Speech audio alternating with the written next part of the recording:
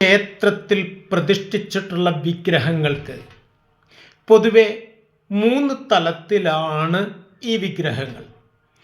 1 സ്ഥാനകം, 2 ആസനം, 3 ശയനം. സ്ഥാനകം എന്നാൽ നിൽക്കുന്ന വിഗ്രഹങ്ങൾ, ആസനം എന്നാൽ ഇരിക്കുന്ന വിഗ്രഹങ്ങൾ, ശയനം എന്നാൽ കിടക്കുന്ന വിഗ്രഹങ്ങൾ. കിടക്കുന്ന ഒരു വിഗ്രഹം മാത്രമേ നാളിതുവരെയായി നമ്മൾ കണ്ടിട്ടുള്ളൂ. അത് ശ്രീ പത്മനാഭസ്വാമി ക്ഷേത്രത്തിൽ ഭഗവാനാണ്. തിരുവനന്തപുരം.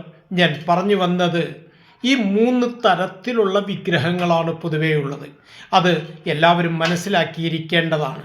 ഈ വീഡിയോ നിങ്ങൾ ആദ്യമായിട്ടാണ് കാണുന്നതെങ്കിൽ എല്ലാവരും സബ്സ്ക്രൈബ് ചെയ്യണം, ഷെയർ ചെയ്യണം, ലൈക്ക് ചെയ്യണം, നിങ്ങളുടെ കമൻറ്റുകൾ രേഖപ്പെടുത്തണം. ഈ സംരംഭത്തെ പരമാവധി പ്രോത്സാഹിപ്പിക്കണം. നമസ്തേ.